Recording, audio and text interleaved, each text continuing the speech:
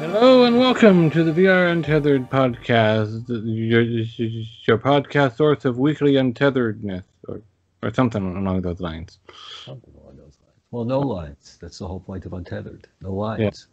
No lines or reason or rhyme. Sounds perfect for a Sunday. Yeah. So, we have some news about things. Okay. Untethered things, mostly. Not Brad. What would you like to tell us? You need to like and subscribe it, and remember that that's not Josh, and I'm not Brad, and together we are not sane. As often as we can maintain that level. Yeah. Yeah. So we have some highlights, we have some new releases, we have some upcoming releases, we have news, and more news. And some GNUs as well. But we have them pinned up until the end. Yes. So, Brad, what were your highlights of the week? My highlights of the week are trying to finish The Room. Aha. Which I am enjoying. For the most part, I would have to say, well-made game. Graphics are done really well. I believe they fleshed it out with some obscure puzzles meant to bring the game to say that it took you 8 hours as opposed to 3 hours, or some very obscure puzzles which will take you a long time to physically accomplish, but which you might have already understood an hour before you're able to collect all the pieces to do it.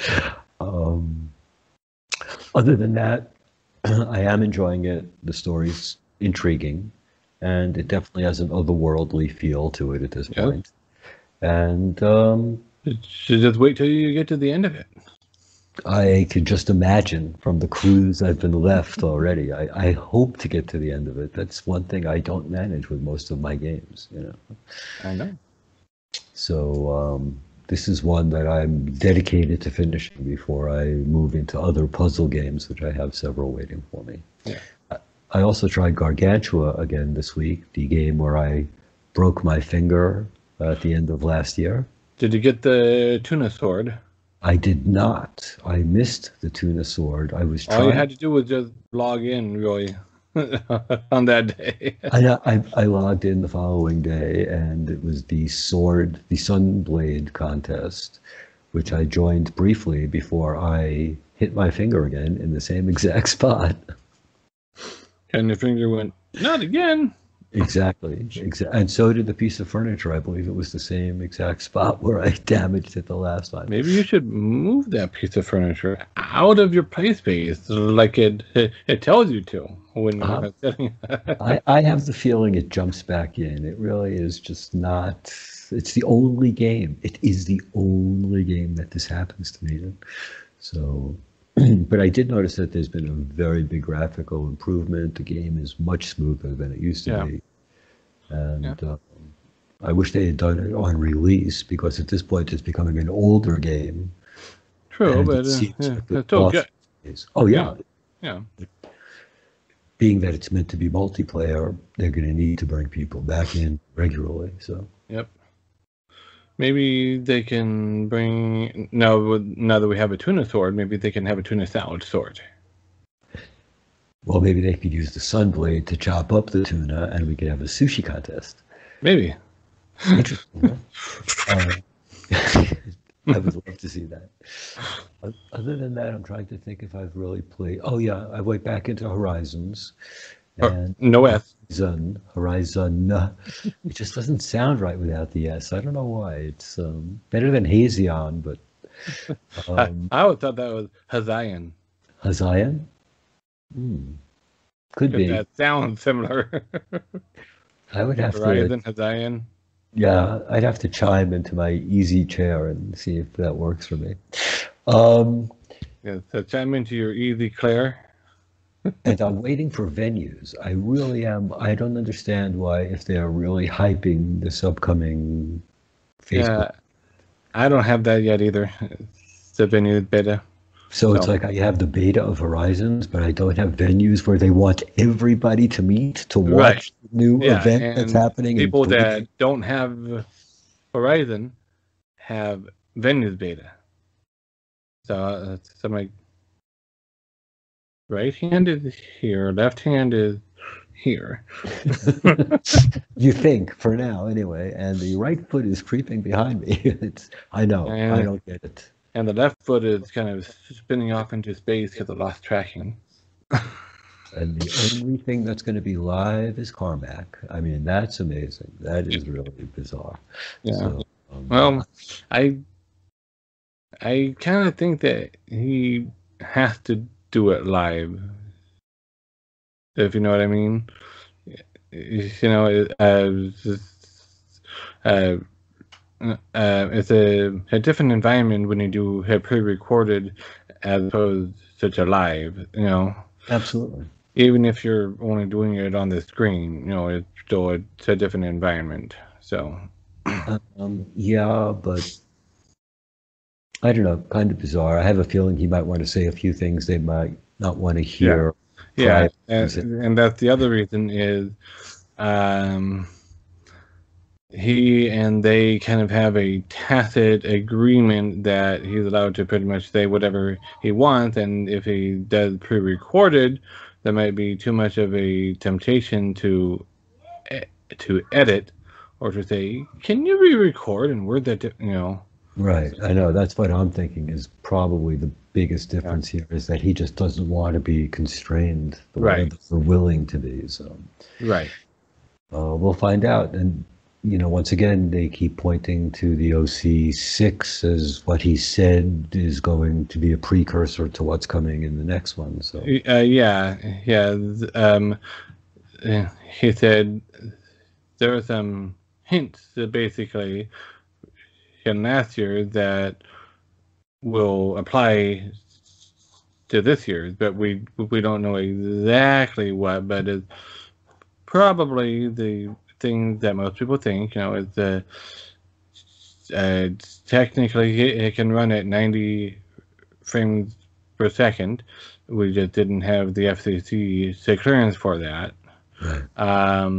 And you know, the moving to the LED, which, you know, I don't think that was mentioned last year, but you know, other things of that nature, you know, and maybe the wireless link, you know, is going to be talked about and maybe announced with okay, we have begun work on it. It's going to be coming out next year. You know, who knows?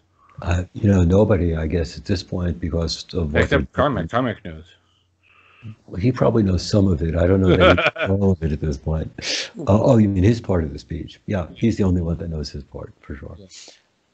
It's going to be weird. I will say that now that they're going to put their focus on AR as well, it's going to be a totally different event. So it sounds like you have some good highlights, and as well as jumping ahead a little bit. I saw that. I'm sorry. No, but you're anyway. Bad at it. Your highlights. Well, I'm going to keep it a little bit shorter than I normally do and just talk about one thing. Well, okay, two things.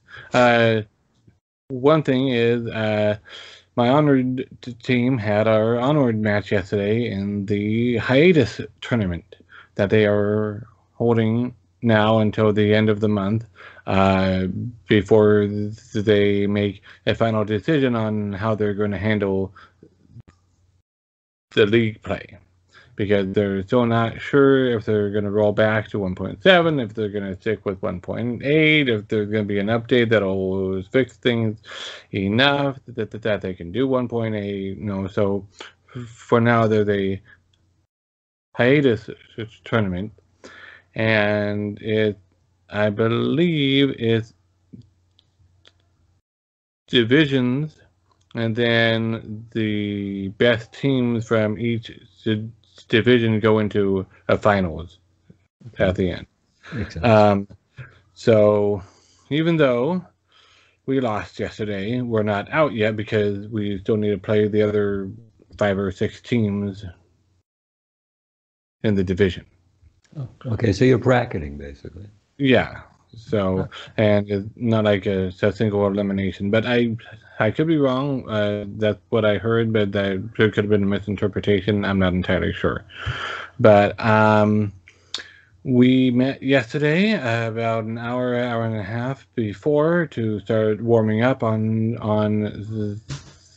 some maps, and then we started the actual tournament, which is, in case you have not watched any of the VRMO Onward matches yet, is 3 maps.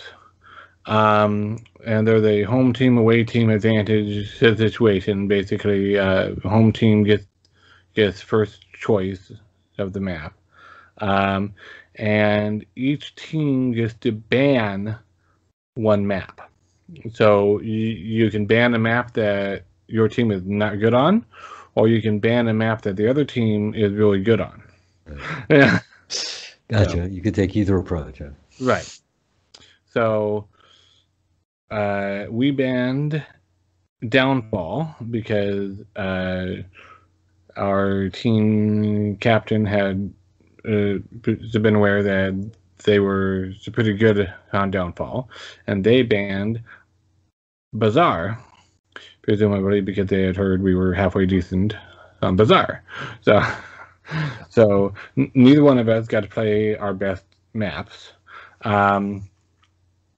And we started out on Suburbia, which is a small, quiet suburban neighborhood that's been war-torn by the terrorists taking up residence and the incoming special forces to take care of the terrorists. So, it's a quiet, peaceful little neighborhood.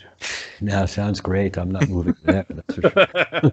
Yes. And then we moved on to Quarantine, which is a more of a urban type environment where a plane crashed in the middle of the city, and again, the objective is there, and you have to get the objective or to stop the objective, And then our last map was Tanker, where we were on a tanker in the ocean, and same. So.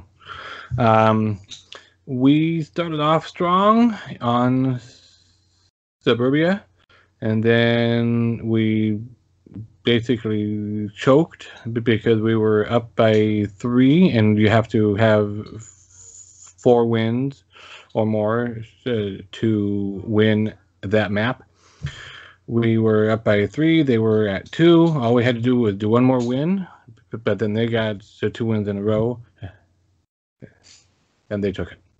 So the agony of defeat. Yeah, I know, right? Downfall was also a 3-4 loss, and then the Tanker, we kind of lost momentum, and I guess kind of got viewed in the minds of some people as just for fun or whatever. So there was less strategy involved in some of them. Killing. And more, all right, let's get going. So it was 1-5. Oof. Oof. Yeah. Pretty brutal. Yeah, but even though there was a bug that happened to me during one of these Suburbia rounds, I at the end of one round, things froze on me as I was returning to the tent or the lobby. And then when I got in there, I couldn't hear anybody, and I have no clue if they could hear me. But the round started before I could quit the game and come back in, so I played an entire round not being able to hear my teammates' voices or the enemy voices. Because in that game, you can hear the enemies talking if they're outside of the house that you're in, right, or on the other side of the hedge, or So, and yet, I managed to get to 2 of the enemies and eliminate them. So because they couldn't hear you coming and saying, yeah, maybe they couldn't hear me either. I don't know. I couldn't hear them, but I go, "Oh, hey!" They got the another message. one. I love shooting games like that. That's great. Other highlights. Go on. Highlights. Dying in a tanker 1 to 5 is not a highlight, Josh. I have to go over this with you. But, the highlight of this was that I finally got to do it. It was fun, even though we ultimately lost. It was a very close match. So, except for that last map, but we don't talk about that one. No, we're racing this. The other highlight is I finally looked up and tried Fall Dudes in VR chat. Not Fall Guys. They're calling it Fall Dudes, but right. Completely different. Nobody would ever make the association.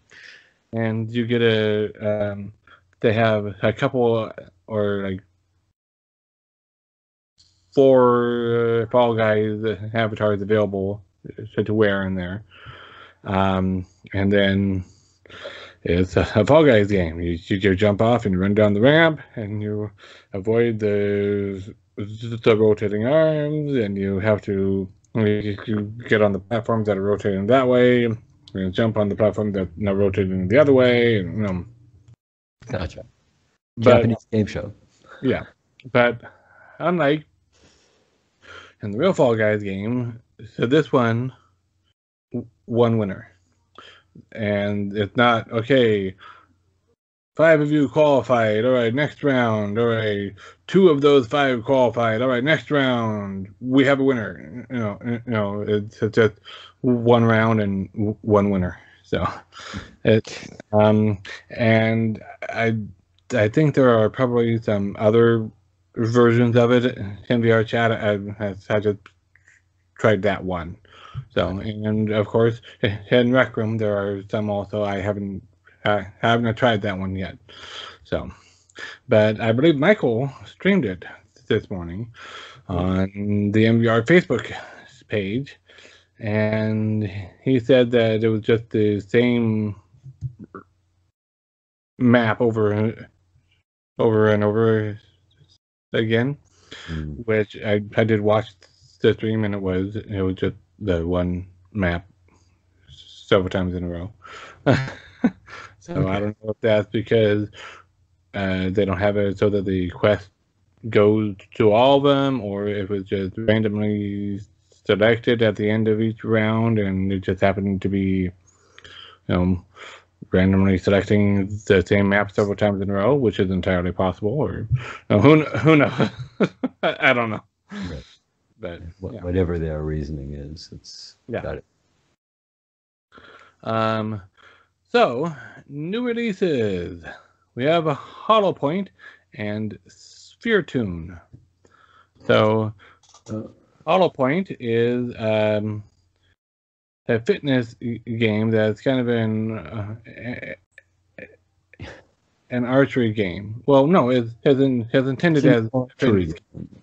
That's kind of a fitness game. Well, no, it's intended as a fitness game, but it uses an archery theme, and you have the boxes floating in the air that you have to shoot at, and you have holographic enemies that come at you, and when you shoot the boxes, they shoot back at you, and you have to dodge. And from what I have heard, it's a fairly intensive workout. It's more of a workout than In Death is. I have heard, but I don't know. I have not actually played In Death yet, so I know that's not a direct comparison coming from me, but it's just what I've heard. In Death is not really a workout. I mean, you can work out in Death when you get into a room with 40 enemies and you have to survive. Right. It feels like a workout, but it's not intended as a workout game. Right. My problem with Holopoint was also, I read people saying, is there a way to change the music? And since the music is there to drive you in the fitness area of the game, that's a problem. The other problem I have with Holopoint, I was really looking forward to it when they said that it was similar to the Katniss trainer from Hunger Games. And then I saw the graphics. Okay, when it goes on sale, I think I'll pick it up. But Right. Well, yeah, I know what you mean. The graphics are not on the same level as the Quest. the PC graphics, but part of that is to be expected because they're never going to be exactly on the same level. I don't know if they went too far overboard on dumbing it down because of performance reasons, or if they just went too far overboard, and I also don't know when you're in the game, how much of that do you really care about? I don't know. I haven't played it, so. Okay, I can only base it on my experience with Sirento and their graphic upgrades, and what other games would I compare to? I'll think of a couple while we're speaking here, but Probably. Ninja Legends as well, Right. when they did their archery update, they maintained the integrity of their graphics, which are far superior to Well, this. it's a different style of graphics also. This particular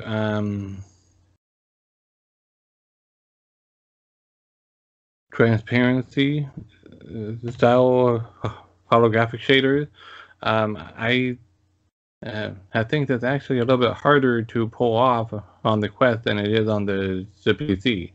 And other styles of graphic, like Ninja Legends, that's easier to maintain a very similar look and feel between the PC VR and the Quest. Is that's just a matter of the the difference of the level of the detail of all the pock marks on the skin or whatever. No, I understand that, but what Yeah. I'm saying is that even the PC VR version was not a graphical masterpiece. I know, So but downgrading that is like getting to, really. right. But my point is that transparency style, I think, is harder in general than the non-transparency style. So, and it's even harder on the Quest than it is on PC. So I don't know how much of that visual downgrade is only because of the style that they chose to, to do it in. Had they chosen the more Ninja Legends style, maybe they could have kept it looking a lot better. And maybe because they are doing this transparency hologram style, they couldn't. I don't know. I don't have enough experience in that. However, I know that I've heard a lot of the people in the MVR Discord start talking about the graphics and going, ugh. But at the same time, I'm looking at the reviews and the popularity of it, and it seems like a lot of people that have bought it and are playing it don't care that much about that, because the gameplay is good enough for them. So Right. I I don't don't know. know how many archery games they've played on the Quest. That's just Well, and at the same time, until you've actually played it next to me, until you've actually played this one, you don't know directly how it actually compares as a game. You just know looking at the flat at the flat video that it doesn't look as good. And you're right, it doesn't look as good. But if you look at the flat video of Echo Arena compared with the the Quest version of Echo Arena compared with the PC version, it doesn't look as good. If you look at the flat videos of the Quest version of Robo Recall compared with the PC version of Robo Recall, it doesn't look as good. And there were people complaining about that as well. So, and I think it is looking like it's a bigger difference between them than those other ones because of the style being a more simplistic style to begin with. You know, with the other styles, there's more complexity apparent, so it's easier to not notice all of the changes. You know what I mean? Yeah, no, I understand what you're saying. But, I am reserving final judgment on it because I haven't actually played it, so I don't know. I do know that it did have a visual downgrade. I don't know how much that actually impacts being able to enjoy the game. So. Right. No, you're right in the sense that it's hard to make a harsh decision based on what I've seen. I do understand the visual downgrade. I've been buying Quest games long to know the difference I know. Yeah, the PC and the Quest. But this was like and like you said, a few people mentioned, it's not just me, that this was really a major. So if they could straighten that out a little bit, then I would look at it. But on the other hand, on YouTube, on Twitter, on the reviews on the actual app, I see people rating it highly and not going, oh, the graphics are horrible. It gets a horrible rating, So I'm like, that's part of where I am coming from is you can't judge it only on the graphics because as we both said and as other people in I don't know what that sound is, and as other people in the MVR Discord have also said, gameplay trumps graphics. Absolutely. To a big degree. So until I have actually played this, I don't know how well the gameplay trumps the graphic downgrade. It may be that with the headset on, it's still convincing enough that it's a hologram and not just a semi-transparent solid block, Right. I don't know. Because it does lose a lot in the translation from 3D in the headset to flat screen. Of course. On YouTube. Yeah. So. Of course. It is very hard to make an accurate judgment just based on that. So, from all that I can tell, it looks like it's a good fitness workout game. It's an archery game. There are certainly other archery games out there. I don't know if there's yet any archery fitness-oriented game on the Quest. I think so. This is the only one so far that's archery and explicitly supposed to be a fitness title. Right. So. Okay. Now moving on to Sphere Toon. That is basically a webcomics reader app, and it allows for slight interactivity and then whatnot, but it's mostly just a comic book reader app. Right. It's mostly done fairly well. Yeah. From what I've heard, it is fairly well done. I think tried it out a while back on the Go or the Go VR, and it was okay, but there wasn't much available in English. So unless you read and spoke Japanese. Or Korean, this one says. Or there's Korean, a lot of Korean. Right, because it's a Korean webcomics, right? But unless you read and write and speak Korean, you're limited. Yeah. Yeah. If you do, then you're not limited. The only other problem that I read was that you cannot delete the comics you've read from the app. Yeah, seen that also, and I would imagine that them being mostly static and not really big animations and models and whatnot, they'd be relatively small file sizes. But yeah, that would add up over time. Yeah. Yeah, that's what I'm thinking. Is over time it makes it a detriment to the app. So Yeah.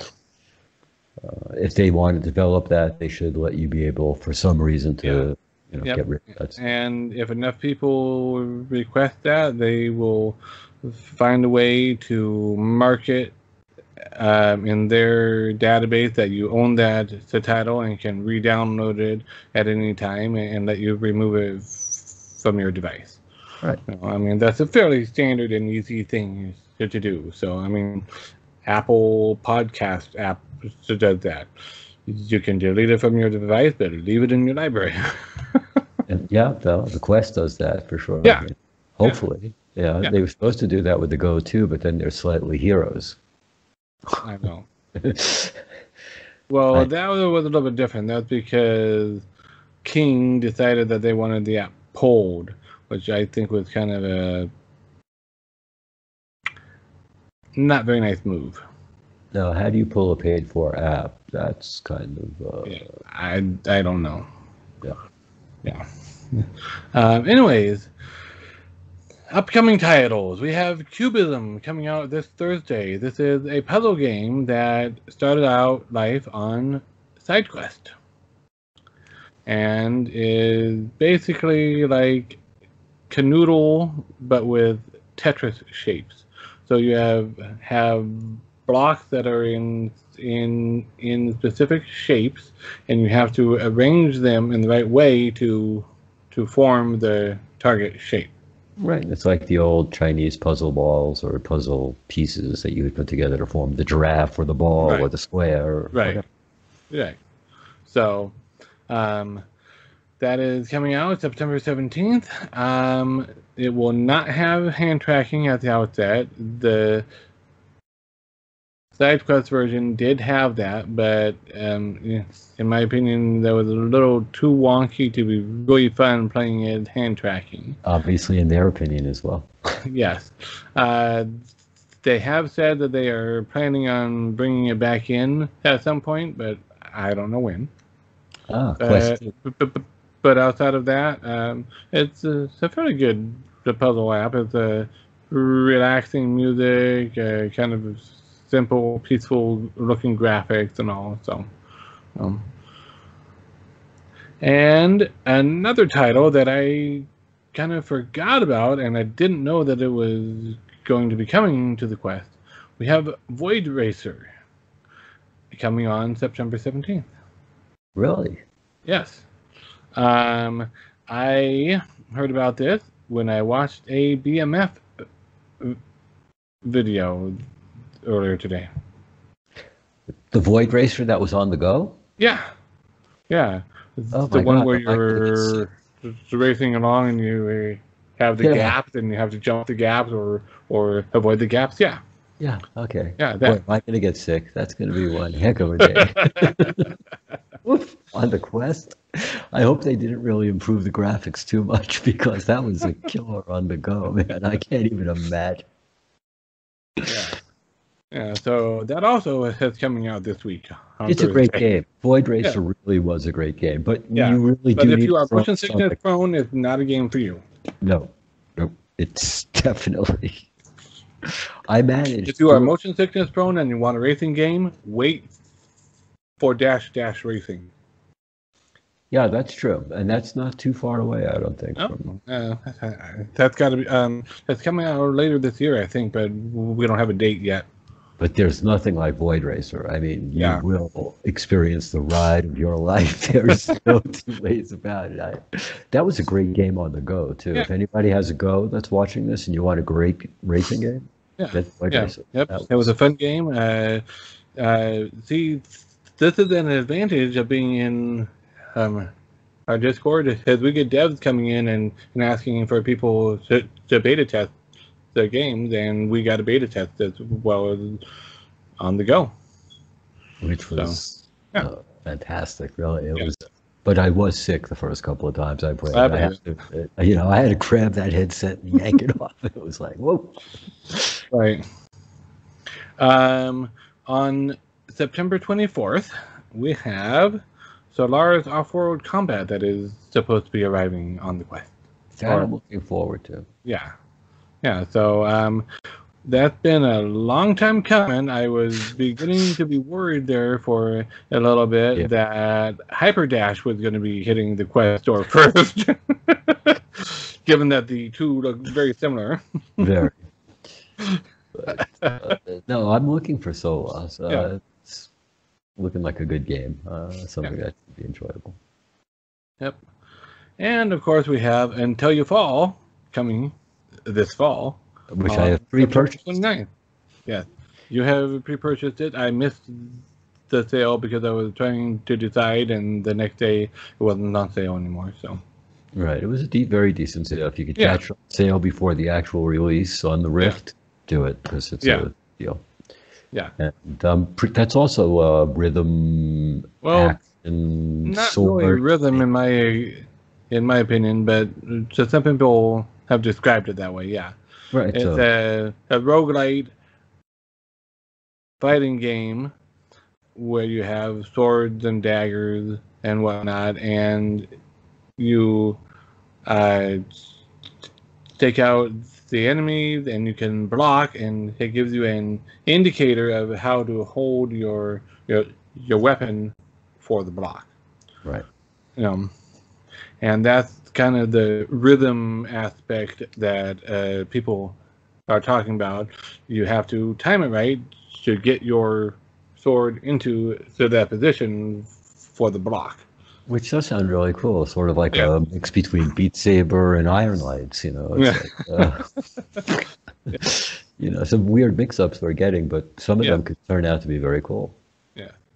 And of course, we have Agos coming from Ubisoft. I'm assuming I'm pronouncing that right. It could be Agos, it could be Agos, it could be Agos, it could be Aegis. We aren't really sure.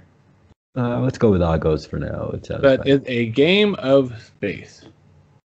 They said that it incorporates the best parts of No Man's Sky that could be incorporated. Yeah, I don't really have a good feel for how the game is going to work, but you are the AI in control of the ship or the fleet of ships or whatever that's going out to colonize and to find a new world and all that. Right. And you have to make repairs, assemble things, and all that stuff. And I'm not entirely sure. The trailer didn't really show any of the VR specific stuff that I could see. So so I'm just still a little bit. I'm not quite sure what it is. Right, I know. It's like, show me what you got. Not seeing it. On the official website for it, it says you take on the role of the AI controlling the last ship to leave Earth, heading out on a journey which will take centuries. There's just one little problem.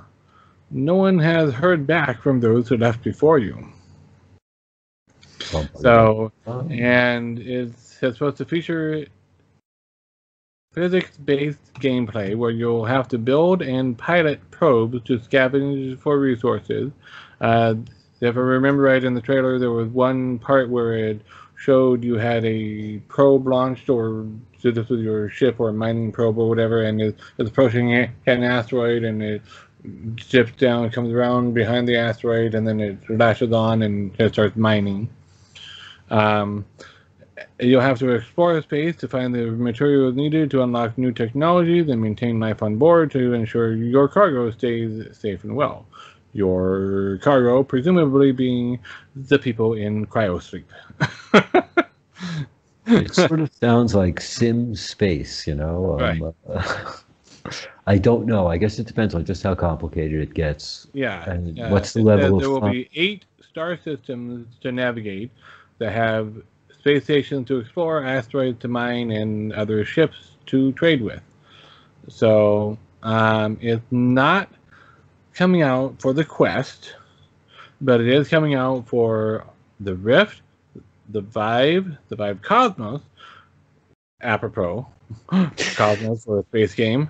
Yeah. It's coming out for the Index and Windows Mixed Reality on October 28th. Right, so I could understand why it's not coming out for the Quest. Yeah, it's going to be way too graphically intensive for the Quest. Okay, then. I guess this is going to be HP's G2 Reverb. Maybe. But you will be able to play it on the Quest if you use Link or Virtual Desktop, I am sure. So Right. Crazy. Yeah. So, and that brings us to news. News and GNews. Yeah.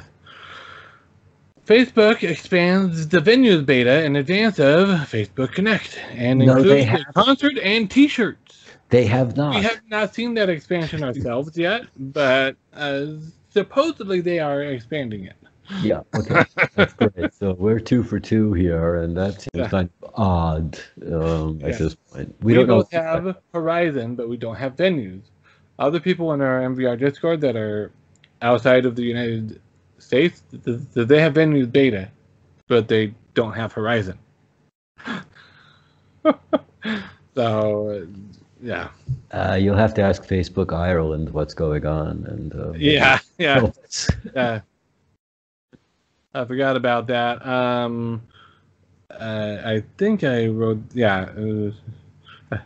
I wrote that down for a later thing, but I'll move it up here.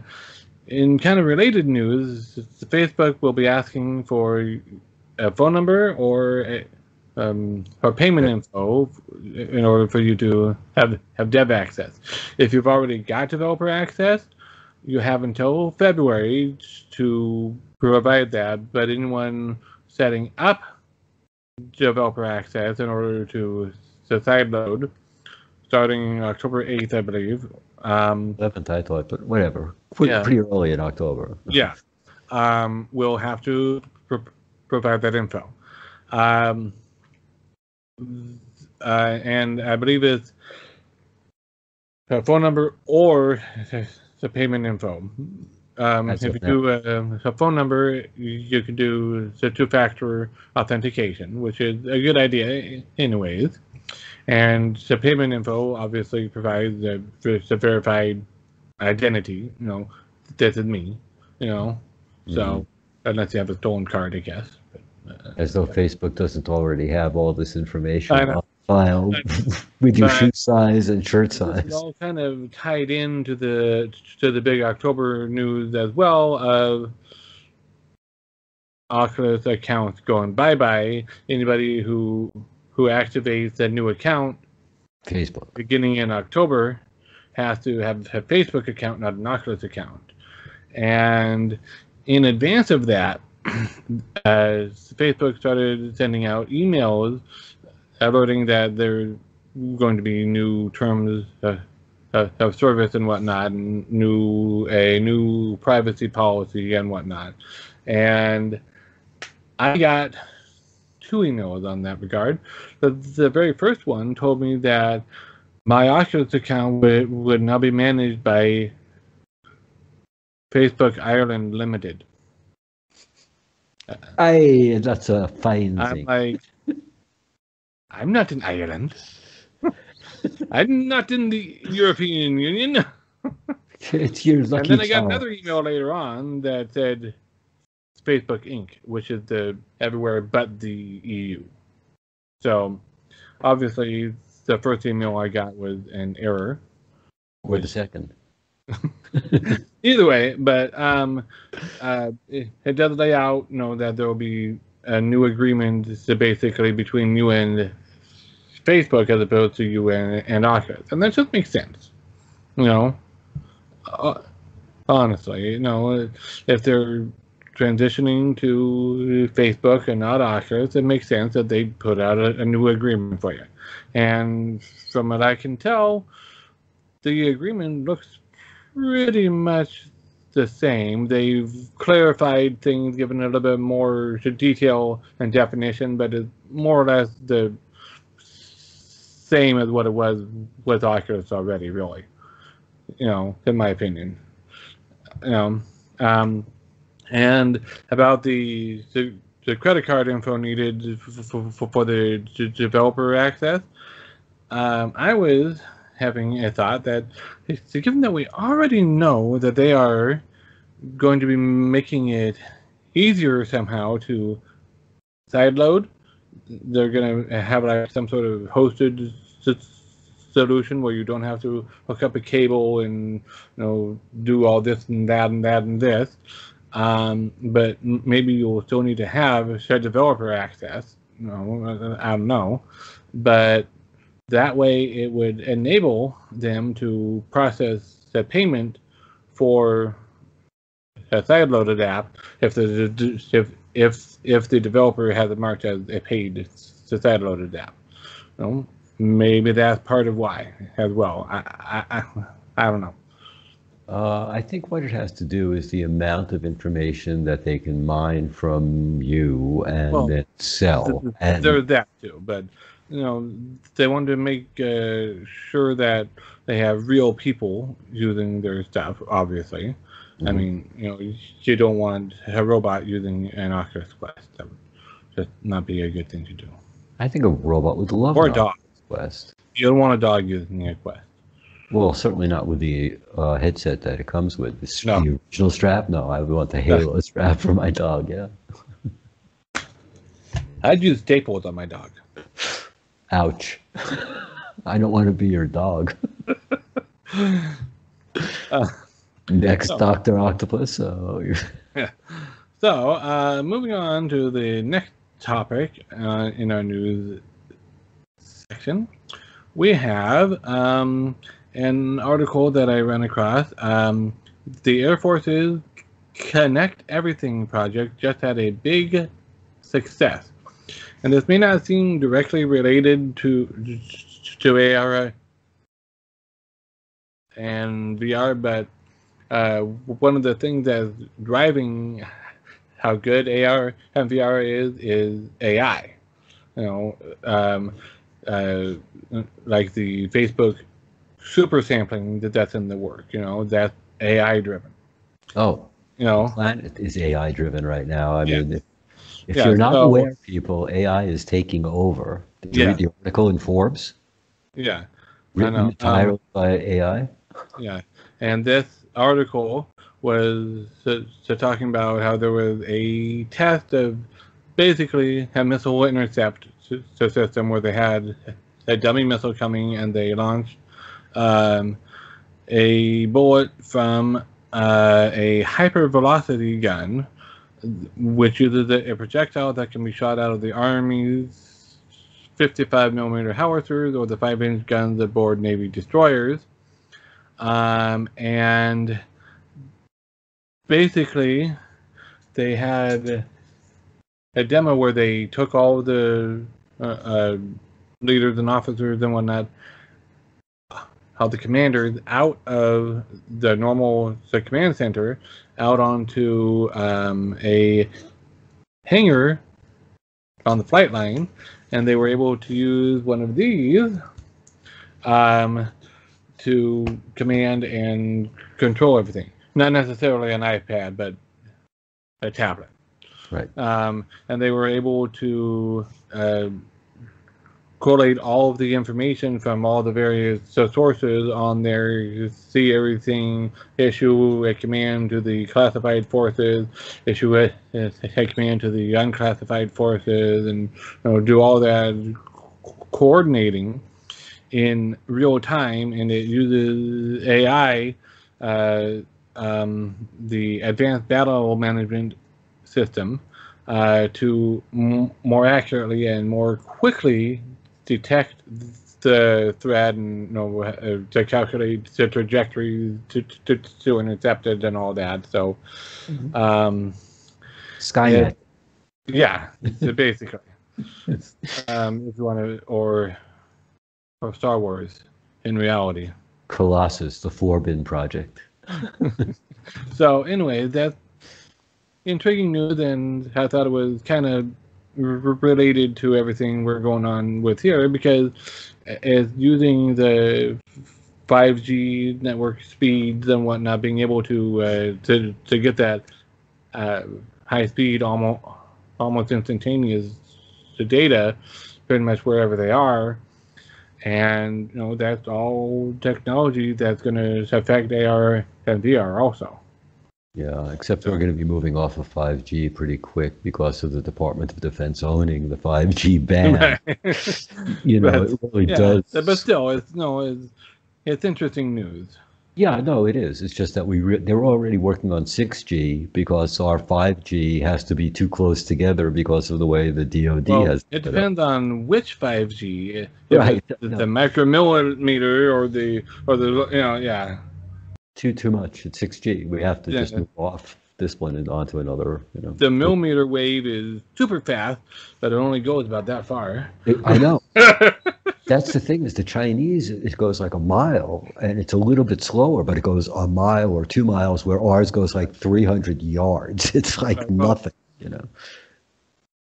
Personally, I think that if the millimeter wave could be included in things like what I've got on my head to help me hear, to communicate with the devices, things of that nature, or have a phone or a computing device in your pocket that uses millimeter wave to communicate with the VR headset, so that would be the perfect application for that. Right. But we're talking once again Bluetooth, which is like it's. Well, no. So this is not the Bluetooth. No, I understand. Yeah. Right. So. Well, almost zero latency. Well, that's what I mean. Is what in reality, what will it turn into? Because Bluetooth on paper was perfect. So.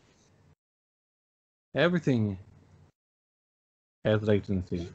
Even a cable connected to your computer has latency. Correct. My brain has latency I'm sorry to hear that. It takes no, the human brain. I know.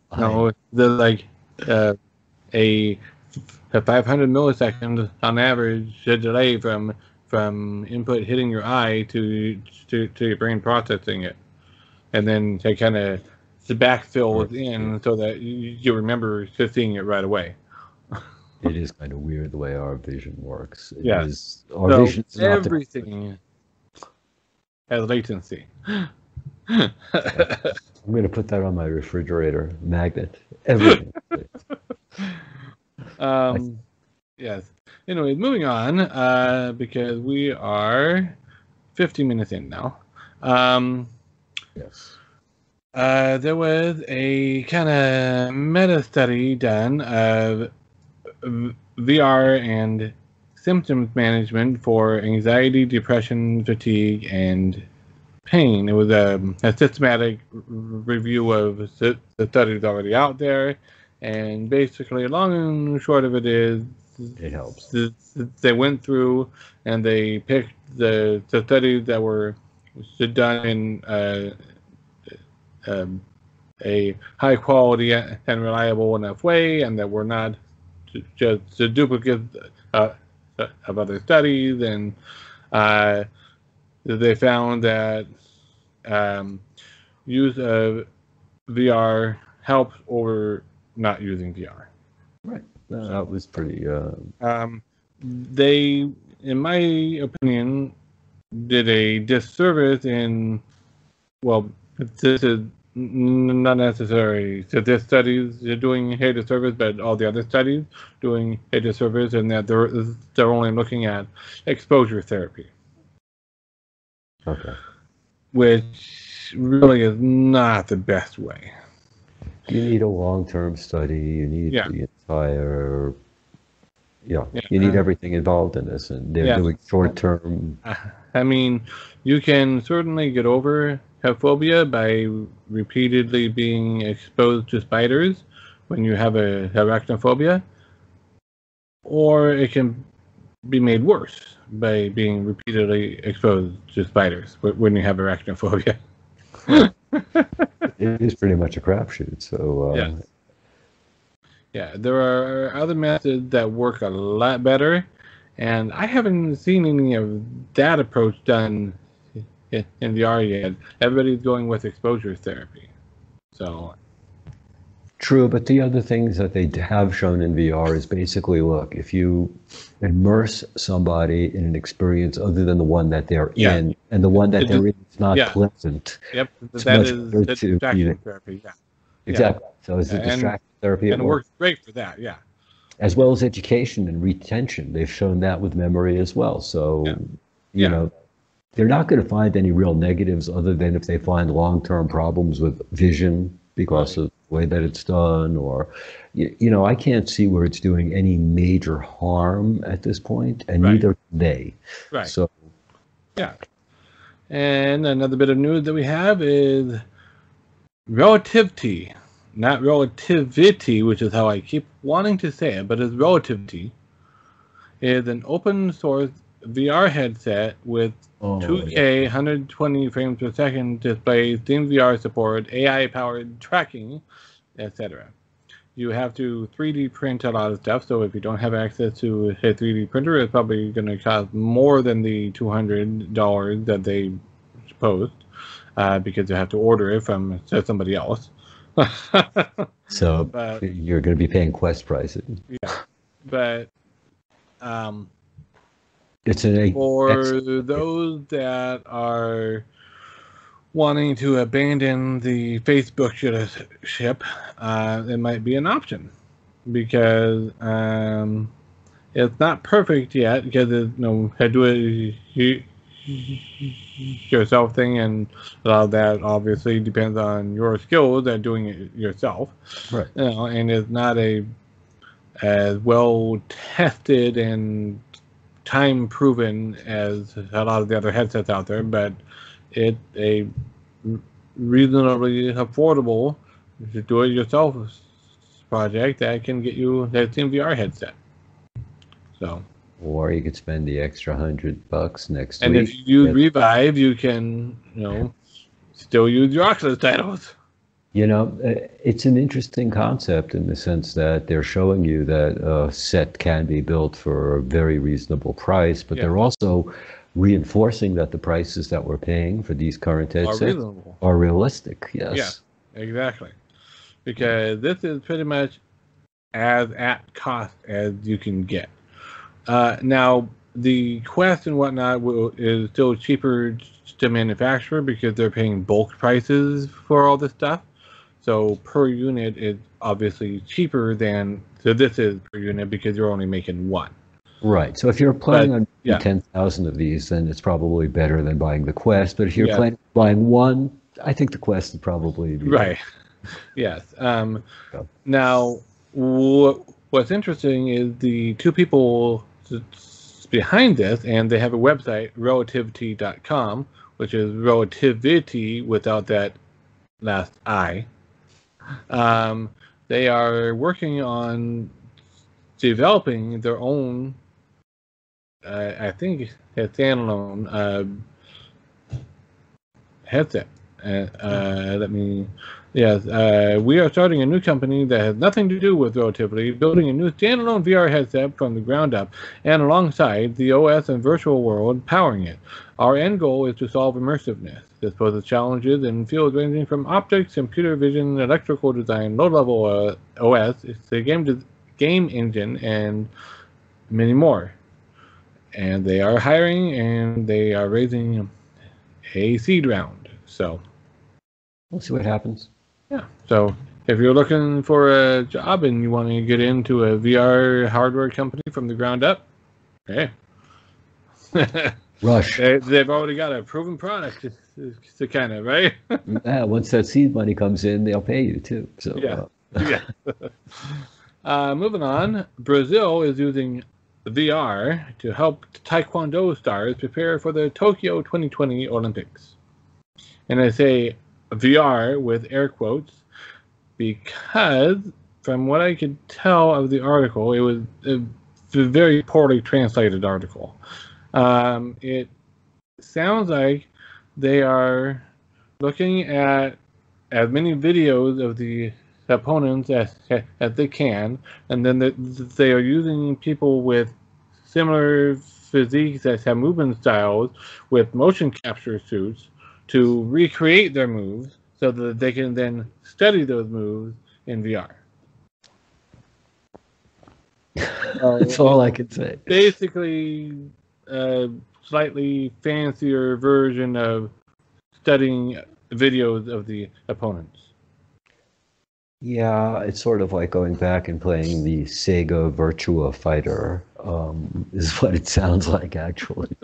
So, from what I can tell, it doesn't sound like it's true VR, and it doesn't sound like it's interactive. It sounds like it's basically just a glorified watch a video of the other person and study their moves.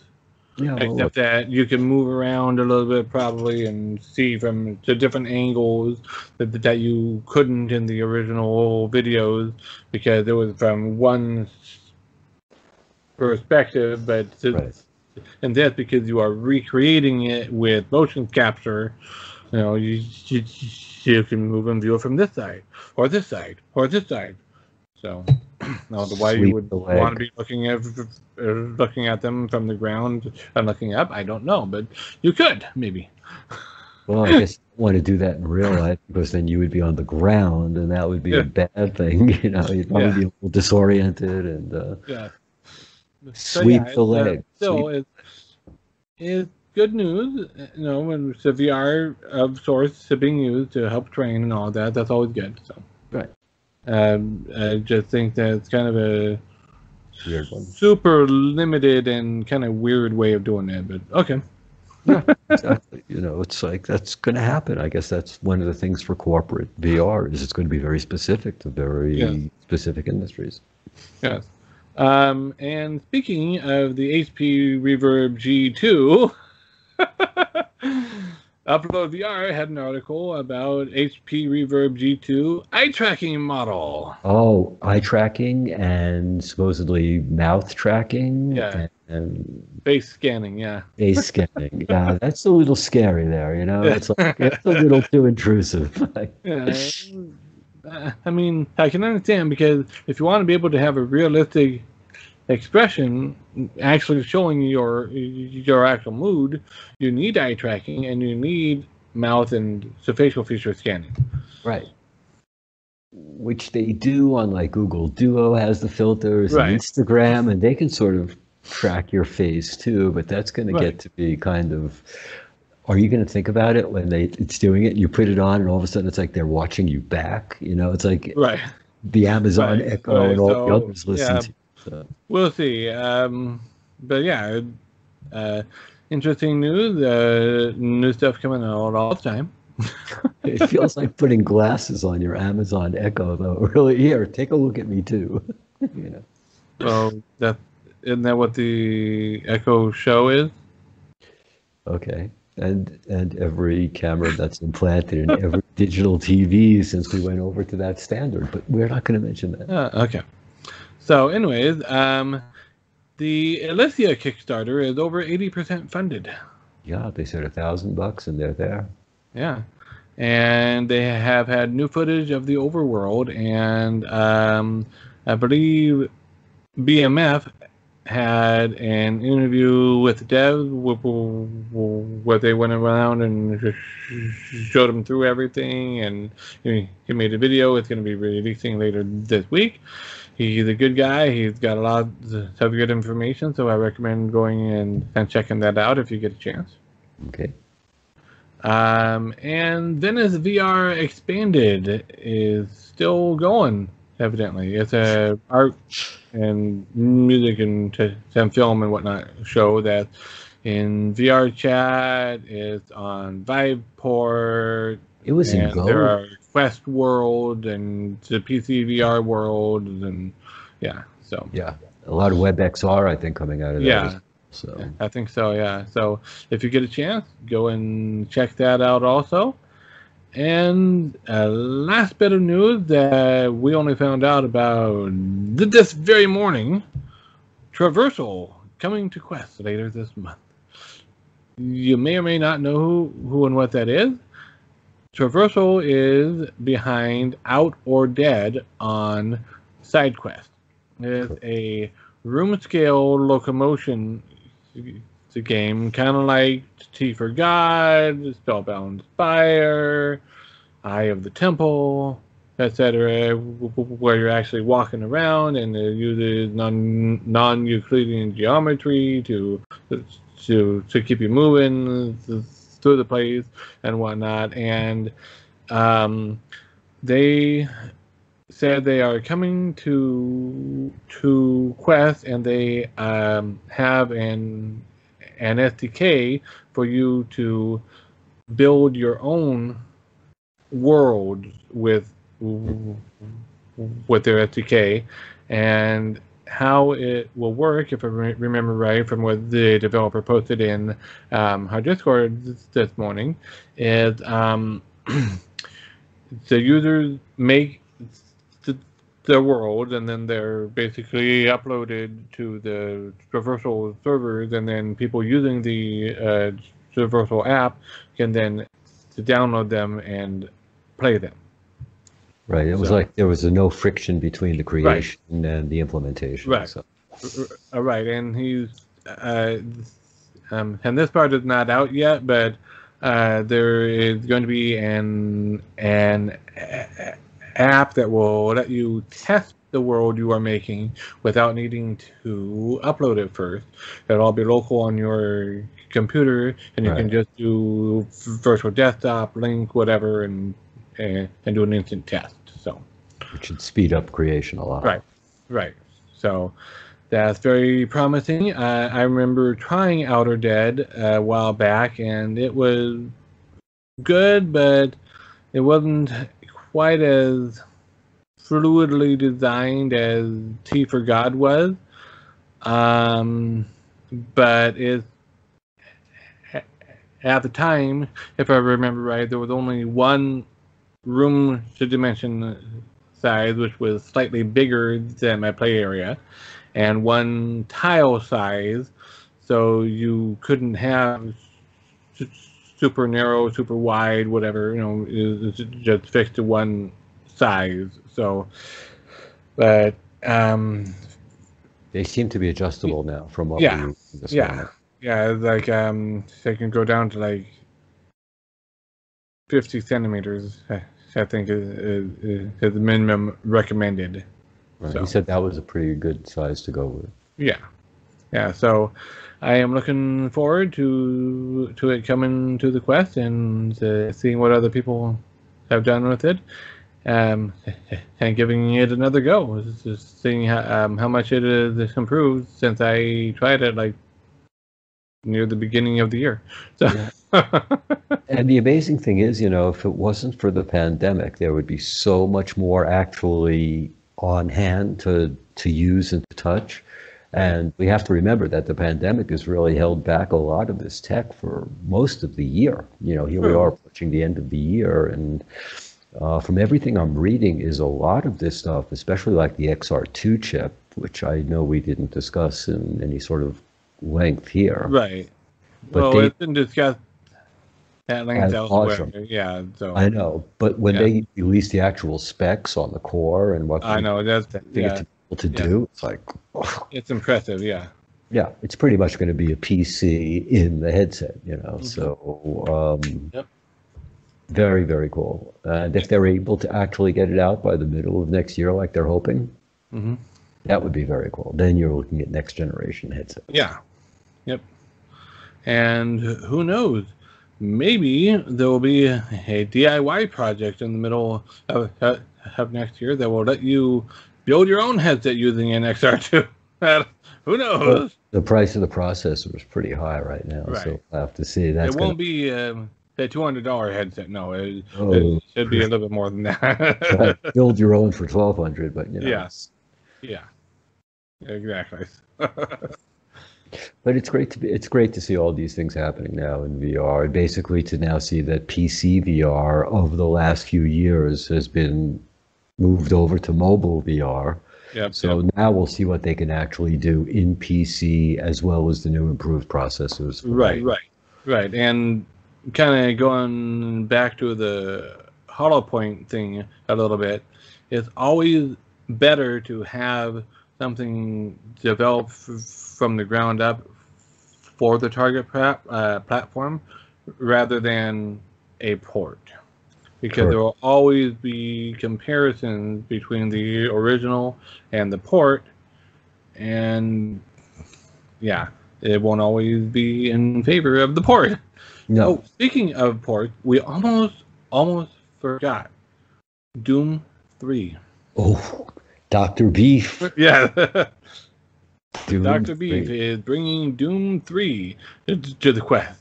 Amazing, isn't it? That's just like, maybe that's what Carmack is going to talk about. Maybe. We finally got Doom running on the Quest. I can leave now. Bye, folks. Yeah. Now Doom runs on everything, including your hairdryer. If you have the new USB-C hairdryer, you know. Well, actually, I saw a video on Twitter recently about Doom running on a pregnancy test. Yeah, I saw that too. You ever see the screens? Why? You Like, can't that's even, always great. you can't even read whether or not you're pregnant. How are you going to play a video game? I know. I guess it's going to be 3 pixels by 3 pixels or something like that. You know? I don't know. Yeah. I don't know either.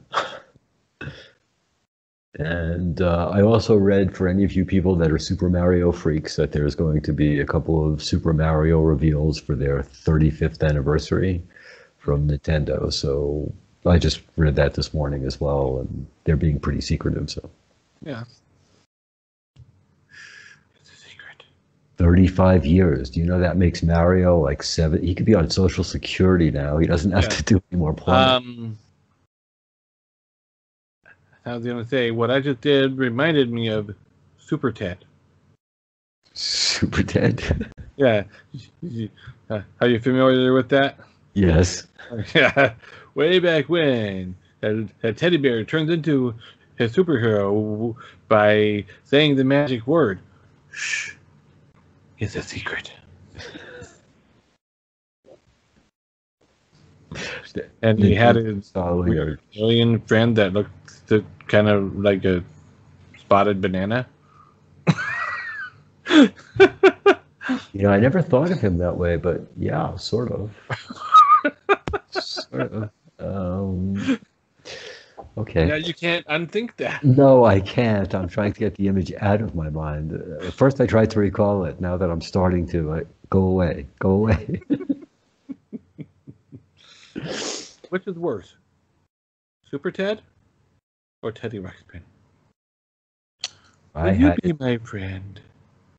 Oh, I can show you a picture of Teddy Ruxpin that I took with one of my children, and it's like looking at him over his head. It's the scariest picture of Teddy Ruxpin I've ever seen in my life. It was like, never show this to the child. You know, it really looks like. You should. You know.